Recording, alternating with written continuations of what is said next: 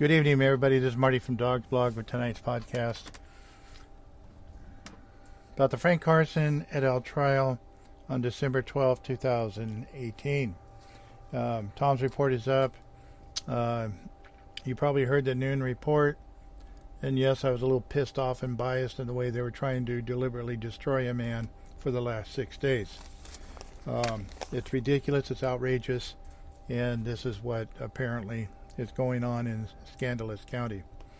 The afternoon session started a little late because Alonzo Granford had an arraignment at 1:30, so they scheduled it for 1:45 this afternoon.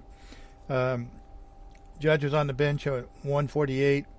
Jury up is at 1:47, so it really wasn't too bad. We've been, so far this week, we've gotten a little bit of jury time than what we've been getting in the past. So, the afternoon session started with Marlissa Ferreira saying no further questions. There's kind of a gasp around the room, and the angels opened up the skies and said and sung hallelujah. Percy Martinez, though, did recross, and it was asking about when Marlissa Ferreira asked about the investigators talking to him on 9/2 of 2015 after his arrest.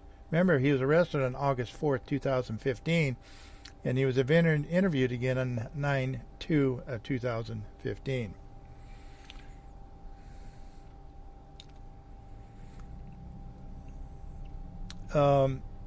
He was advised, he had his attorney with him because he had already been arrested. Marlissa Ferreira was trying to make something out of that, as if he didn't have a right to have an attorney after being arrested. But this was a CHP interview in 9/2 of 2015. On the advice of his attorney, he did walk out of that interview because apparently along the line of questioning that it was starting to gravitate towards. And so if he walks out on an interview, it is considered insubordination with the CHP, and you can be terminated for that, and he was.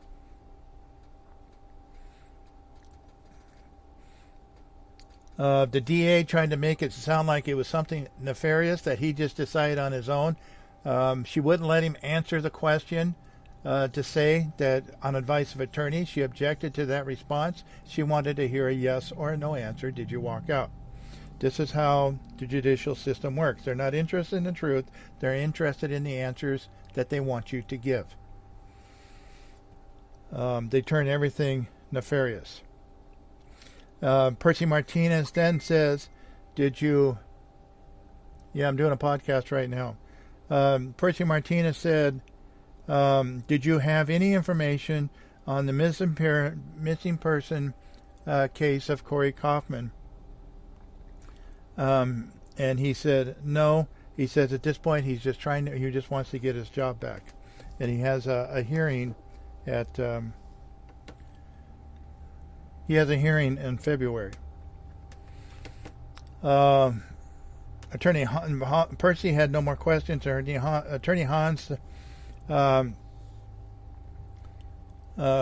was asking him about Marlissa Ferreira, asking him the Kurt Bunch questions, and he had told Kurt Bunch that he had no contact with the Outlaws.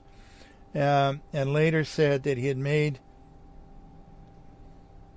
a mistake in that comment. He admitted that he had made a mistake. He didn't admit that he was lying. He just admitted that he was confused, and there was a lot of things I think he was confused about at that time. He also read the transcript for review, and he says he did not recall making that comment. He doesn't believe that he told Kurt Bunch that he ever stopped going to Pop and Cork. Marlissa Ferreira said that, was that a mistake? Were you mistaken, or were you flat out lying? Marlissa Ferrer was Hans was asking him if that, the way she asked that, and he said yes, he was mistaken. Marlissa Ferrer was going for the jugular on Quintanar for the last 6 days, and I thought it was very unethical, especially since she has a personal interest, and she's being personally sued by Eddie Quintanar, along with Georgia DiFilippo and Christine DiFilippo, and probably some more people pretty soon. So Hans asked him if Kurt Bunch was the first to mention about someone wanted to start catching some thieves. Quintanar said that he had no information whatsoever about anyone trying to catch any thieves.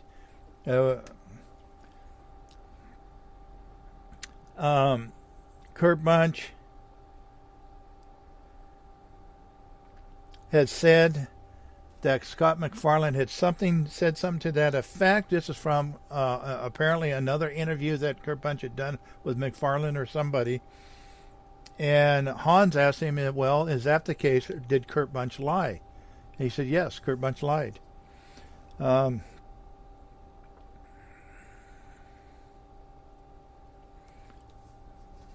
John Evers asked some questions, and this is Hans that's referring to this, that McFarlane had said something about some thieves and wished they would move. He said that was all said to John Evers. It wasn't really said to him. There was a conversation, but he doesn't really recall it. And it was more the investigators telling him what the conversation consisted of. He said he had heard more theories from others about catching thieves, and most of that had come from Kurt Bunch, what he was telling other people in all the other interviews that he'd been doing with everybody. He did say that Daljeet Atwal said that he, meaning Scott McFarlane, did get them into trouble. Daljeet Atwal said he doesn't know anything about what Kurt Bunch was asking about when he interviewed him. Hans didn't have any further questions. Jai Gohel went into Cross again. Somebody keeps sending me messages, asking me if I'm doing a podcast, and I'm doing it now. Let me send a message real quick.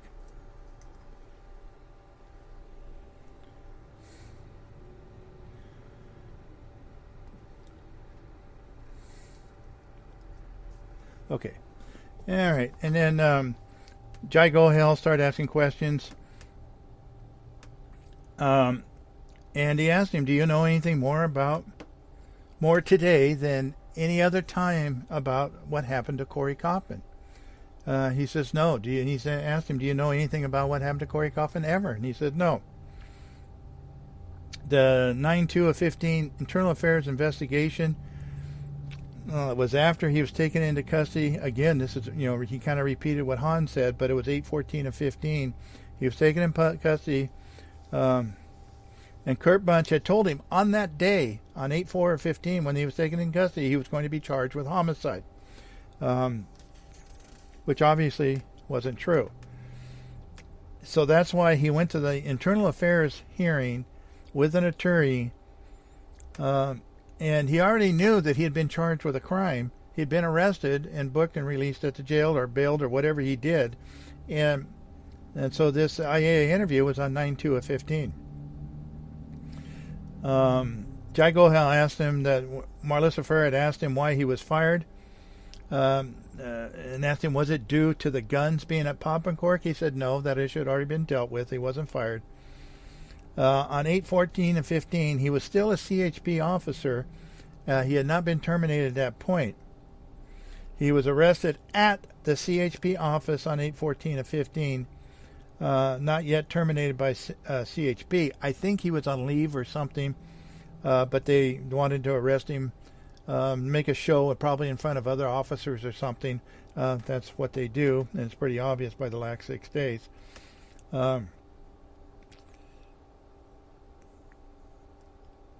Jago Hill asked him, how, if any questions, all the many questions by Marlissa Ferreira, and he says he's kind of numb to everything that happened. He asked if he received any rewards as a CHP, and he says there were several that he received. Accommodation from the commissioner. There was another one about the number of auto theft arrests, DUI arrests. I don't remember the specifics of what he had said. I was trying to keep up with the writing, but there were several awards that he had received during the 13 years while he was on working patrol. But he was fired for insubordination for leaving the Internal Affairs interview. Internal Affairs interviews, at least with the CHP and probably with most other agencies, it's a demand interview. You cannot walk out, or that's insubordination. Well, his attorney had him walk out because probably it was going in a bad way. And remember, this was like 2 weeks after he had been arrested. Jago Hill asked him if he was exercising his rights as a citizen of the United States of America, the rights that every one of us have, even illegals that are here that are not citizens have those same rights. For some reason, Marlissa Ferreira thinks CHP officers don't have those same rights when your name is Eddie Quintanar. They also talked about in 5:10 of 14 when Kurt Bunch knocked on his door of his house while he was at work. Is a really brave thing that Kurt Bunch did. Quintanar was at work. Kurt Bunch knew it, and he went and talked to his wife and tried to scare the shit out of his little daughter. And Jai asked him if his wife had any information in regards to Corey Kaufman or anything else, and he says, no, not that I'm aware of. And that's Kurt Bunch told his wife that he was going to be arrested and taken to jail because he's been lying to everybody, including her.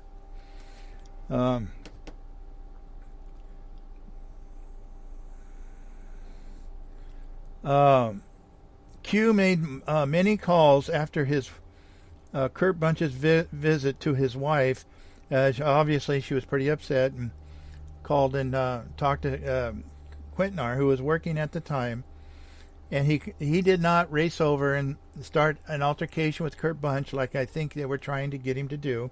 That's what they tried to do with Frank Carson, too, in his office. He called a union rep. He called a sergeant to come deal with the situation and come to his house. And again, he read it again. He was told he didn't have to talk to investigators, criminal investigators. It's not an interview that is required to be done. He talked to a Lieutenant Frost on 3/8 of 15. Told him that he was a subject of investigation and he was told not to talk. When he was interviewed by Kurt Bunch on 3/24 of 15, he did not feel free to leave as ordered to talk to Kurt Bunch by his brass. They ordered him to go do that interview, and basically that's a violation of his constitutional rights, that he ordered him to go talk about an investigation that apparently that it's obviously that he's a target of that investigation. He's still fighting to give his job back. No further questions by Jai Gohel. The ugliness comes out again. Marlissa Ferreira starts direct again.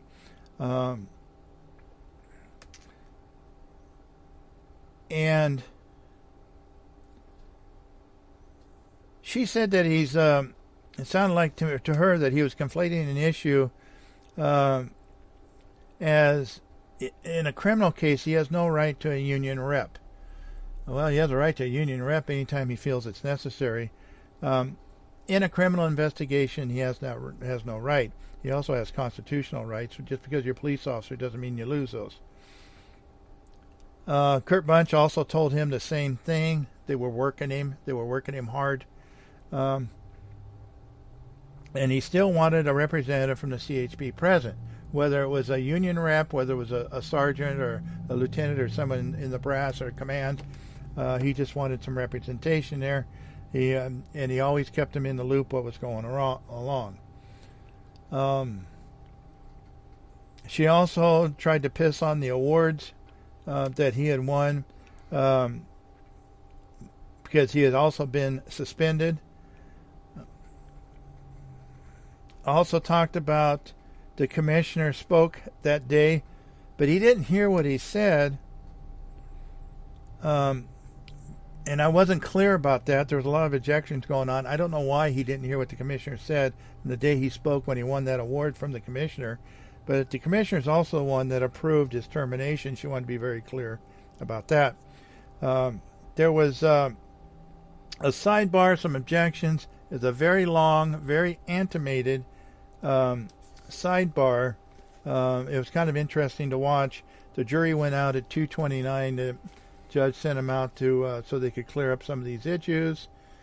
And what they ended up doing was taking a short break, and I guess it resolved itself. I don't know what happened, to be honest with you.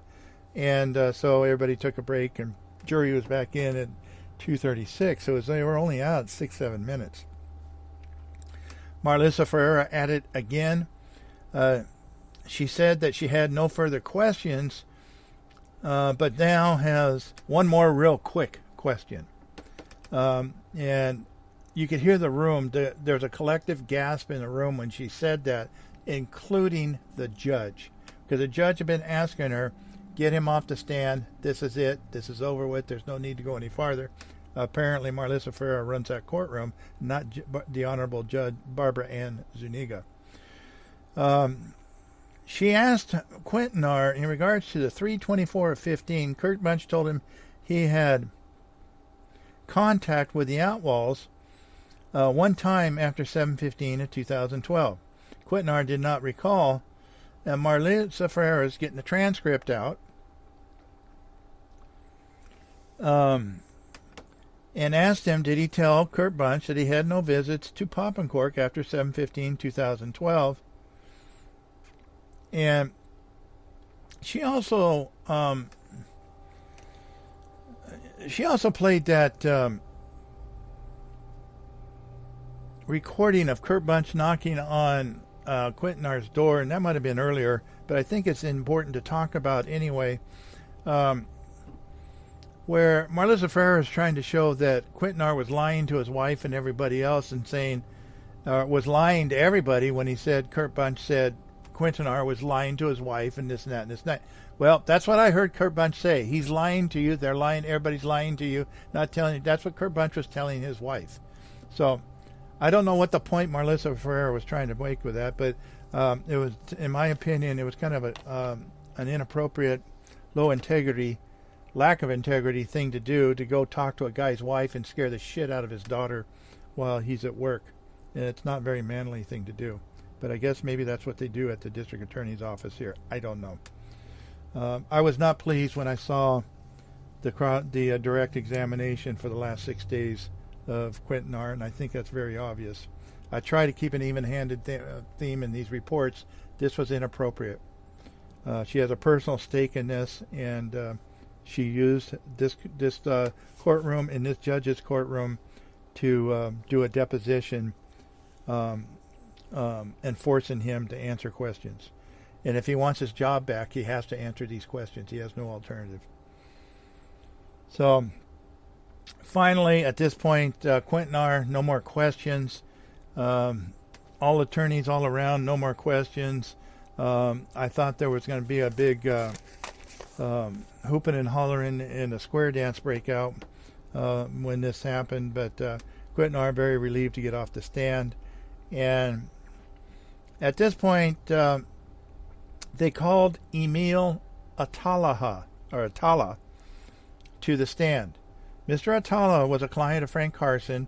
He had a personal relationship with Praveen Singh of some sort, and Carson represented him around 2010 or somewhere around there. and he knew Praveen Singh. He knew Praveen Singh from the bail bonds, and Frank Carson had used Praveen Singh to bail Atala out of jail. And then Praveen Singh and Atala became pretty good friends, and he says they hung out like 24/7.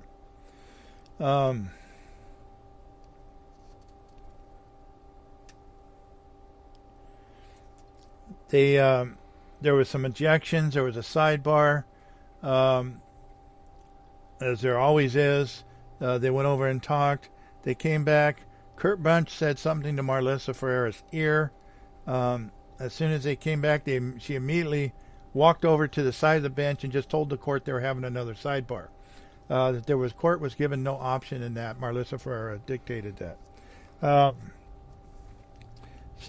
And then the jury was sent out at 2:55 for a break. So they heard 4 minutes of testimony in 19 minutes in the courtroom after coming back. They came back in around 3:26. We did take another break. Marlissa Ferreira is doing direct on Emil Atala again.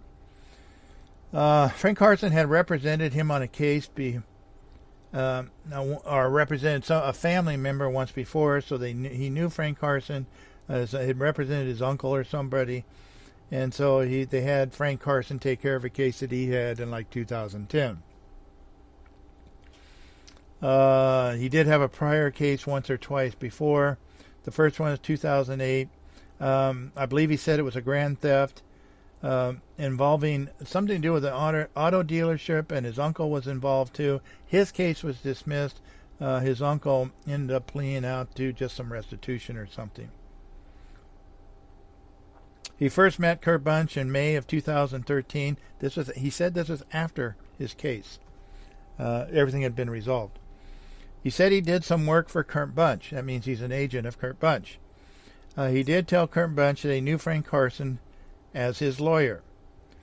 He met Praveen Singh and Frank Carson together in 2010 on the case that he was talking about, and Praveen Singh had bailed him out. Frank Carson was the attorney that worked out the dismissal. His relationship with Frank Carson, he said that he was around Frank Carson 2 or 3, 4 times. He talked about Frank Carson talked about the case, or he talked about his case with Frank Carson at his office, and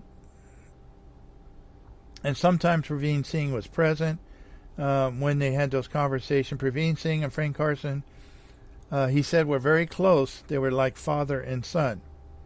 In 2013, he said Frank Carson said Praveen Singh said that Praveen Singh was like a son to Frank Carson.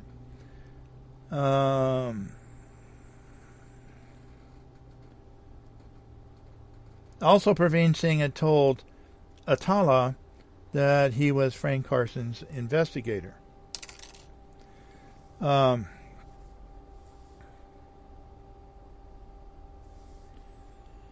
Again, more sidebars. These are just getting out of hand. These sidebars are getting out of hand. These attorneys just need to start saying it in front of the jury, because the judge loves to say that she gives everybody a sidebar, but I know Jai Golhel and Percy Martinez have asked for numerous sidebars. She'd say no, not right now, and lets the testimony continue on when they need to talk about something.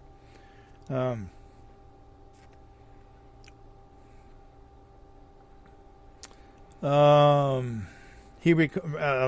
recalled Frank Carson saying the investigators hate him. Frank Carson knew the investigators were investigating him, and this was in 2012 or early 2013.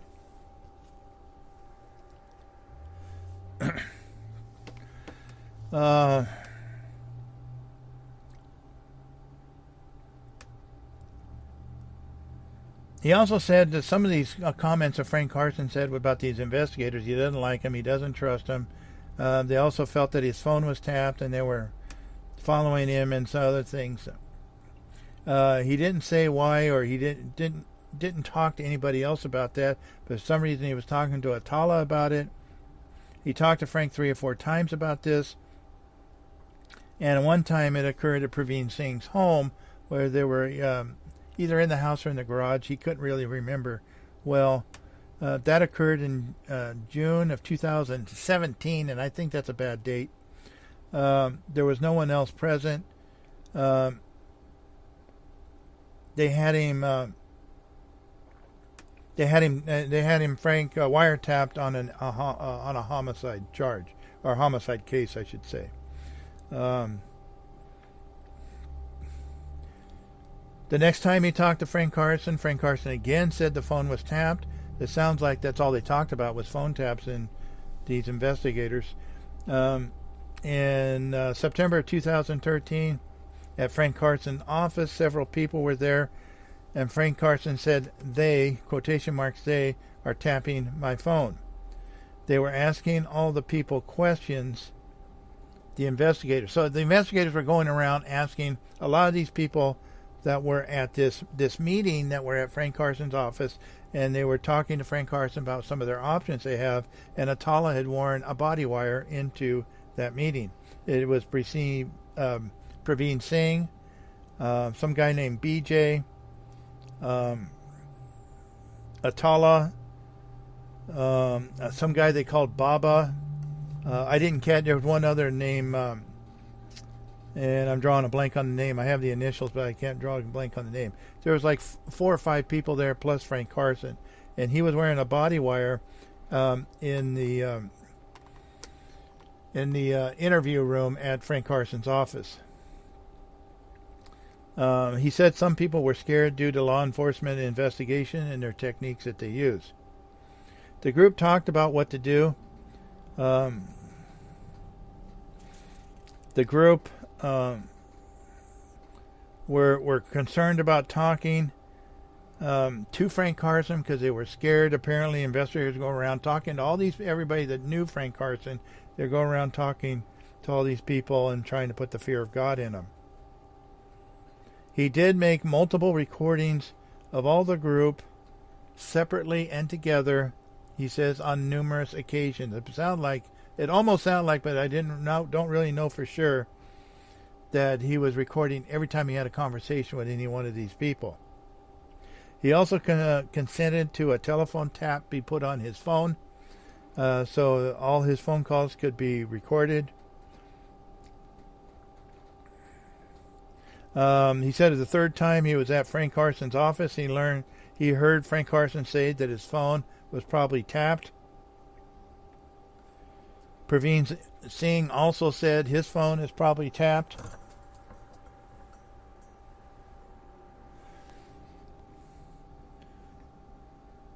And Frank Carson had made comments that he hates Kurt Bunch and Frank Navarro, and he said don't talk to an investigator. All the conversations, again, he said, were recorded.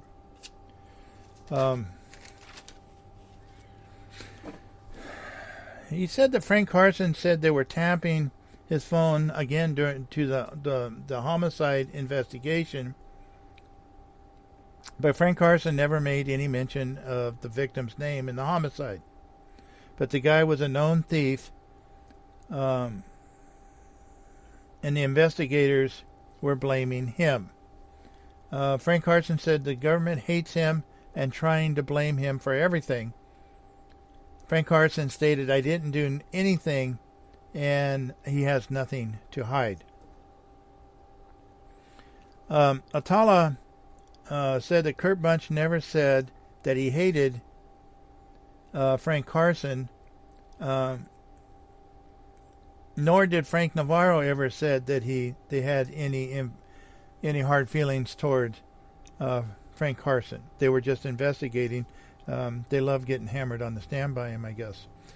Atala always had recorder on, so he didn't pay a lot of attention, he said, to what people were saying because he had a recorder on. He could always play it back later. Quote unquote, that's what he said. Frank Carson ever talked to him in regards to the Praveen Singh relationship that Frank Carson had. He said no. Frank Carson ever say whether the investigators were not law enforcement officers? He never said anything like that. Frank Carson was talking about it all the time. Was talking about these investigators all the time.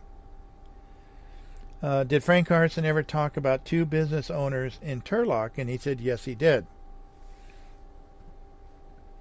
He said that Frank Carson said that Frank Carson was a representative for those two business owners in Turlock, and he was getting a new attorney in his office to help him out with the load of cases that he's carrying right now. So he's getting somebody from down south or somewhere to help deal with the caseload that he has in his office. Frank Carson was saving some specific cases for the new attorney. I don't know what value that had, but he never referred to any case in particular. He said the investigators had come to Frank Carson sometime during when Frank Carson's father had passed away. Frank Carson always said he doesn't like to talk to police. And he's filed claims against Frank Navarro in Turlock. Sounds like complaints and some claims.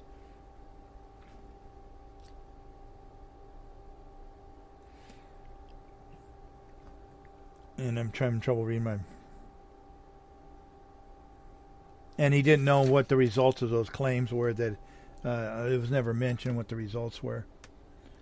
Said he started recording Frank Carson in June of 2013.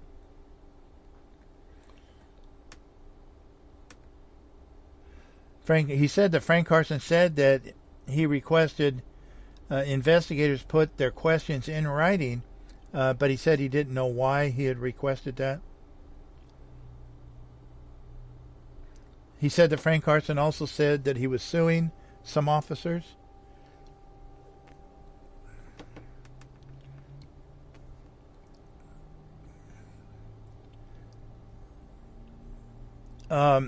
She asked him if Frank Carson ever made him feel afraid, and he said, well, yes and no. And I really don't know what that meant and why there was even that question was asked.